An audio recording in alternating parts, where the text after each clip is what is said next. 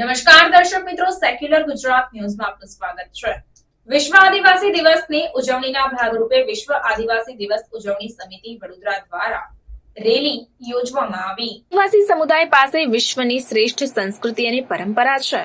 આદિવાસીઓના મૂળભૂત અધિકારો આપવા, તેઓની સમસ્યાનું નિરાકરણ લાવવા, આદિવાસીઓની ભાષા, સંસ્કૃતિ તેમજ પ્રકૃતિ અને પર્યાવરણના જતન માટે વિશ્વના દેશોની સરકાર અને સ્વૈચ્છિક સંસ્થાઓ વાકેફ થાય તે ઉદ્દેશ્ય સાથે જેનીવા ખાતે મળેલ સંયુક્ત રાષ્ટ્ર સંઘ દ્વારા 9 ઓગસ્ટ વિશ્વ આદિવાસી દિવસની ઘોષિત કરી તેની ઉજવણી કરવાનું જાહેર કરાયું, જેના ભાગરૂપે વડોદરા ખાતે છેલ્લા 15 થી 17 વર્ષ જેટલા સમયથી એક ઉત્સવની જેમ વિશ્વ આદિવાસી દિવસની ઉજવણી કરવામાં આવે છે। તેમજ વર્ષો વર્ષથી આદિવાસી સમાજ ઉત્સવની જેમ આદિવાસી દિવસની ઉજવણી કરે છે, જેમાં આ દિવસે રેલી કાઢી આદિવાસી સંસ્કૃતિ પ્રમાણે વેશભૂષા ધારણ કરી અને આદિવાસી સંસ્કૃતિ પ્રમાણે નૃત્ય કરીને ઉજવણી કરાઈ।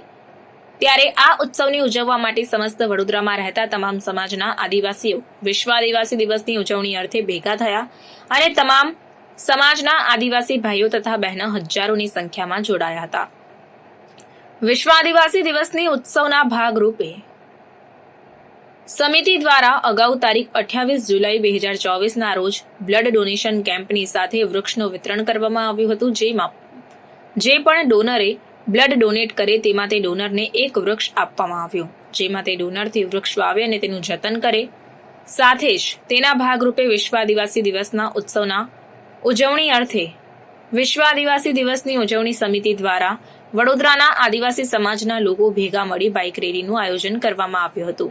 આપને જણાવી દઉં કે આયોજિત આ rally racecourse circle, Pandya bridge, Ratri Bazaar, airport circle, Khodiyarnagar, Sardar estate ચોકડીથી વૃંદાવન ચોકડી ખાતે પૂર્ણ થઈ હતી અને જાહેર સભાનું આયોજન કરાયું, જેમાં મુખ્ય પ્રવક્તા તરીકે પ્રોફેસર ડોક્ટર હરિભાઈ દેસાઈ કે જેઓ institute of journalism and communication ને આમંત્રિત કરેલ, જેમને આદિવાસીઓના મૂળભૂત અધિકારો, શિક્ષણ બાબતે મહિલા અને યુવાનોના ઉત્કર્ષ માટે તેમજ હાલના નદીઓમાં, પર્વતોમાં ખનન થઈ રહેલ છે, કુદરતી સંપત્તિનું નિકંદન થઈ રહ્યું છે, તેમજ મોટી યોજનાના કારણે આદિવાસીઓનું વિસ્થાપન થઈ રહ્યું છે, તેને બચાવવા માટે શું કરવું તેની વિગતવાર વર્ગો સાથે ચર્ચા કરાઈ હતી, જેમાં હજારોની સંખ્યામાં આદિવાસી સમાજના લોકો ઉપસ્થિત રહ્યા અને ત્યારબાદ પગપાળા રેલી વૃંદાવન ચોકડીથી સોમા તળાવ સુધી યોજાઈ હતી। તમામ વડોદરાના આદિવાસી સમાજના લોકો સાંસ્કૃતિક પોશાકમાં સજ્જ થઈને ઉજવણીમાં જોડાયા હતા।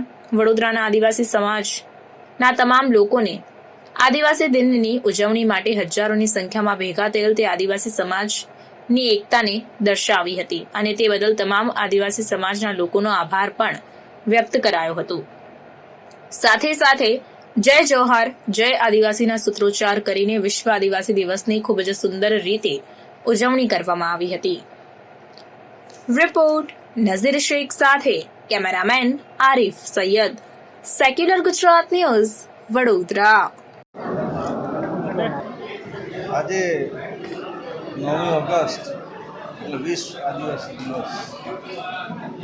આ વિશ્વમાં આ દિવસ જ્યારે ઉજવાય ત્યારે વડોદરામાં,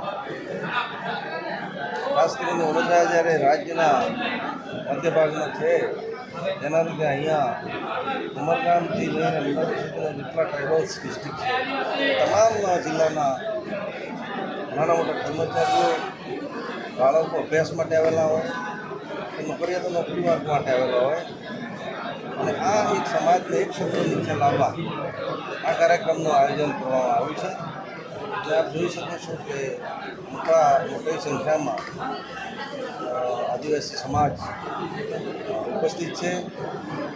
આ પ્રસંગે હું આદિવાસી સમાજના તમામ વર્ગને, યુવા, વડીલ, બહેનો, ભાઈઓ, બાળકો તમામને આદિવાસી દિવસની ખૂબ ખૂબ શુભેચ્છા પાઠવું છું અને તેઓ શૈક્ષણિક રીતે, સામાજિક રીતે, આર્થિક રીતે સમાજમાં ખૂબ આગળ વધે, સમાજનું ખૂબ વધારે એવી શુભેચ્છા આપું છું અને સમાજ વધુને વધુ પ્રગતિ કરે એ માટે પ્રભુને પ્રાર્થના પણ કરું છું।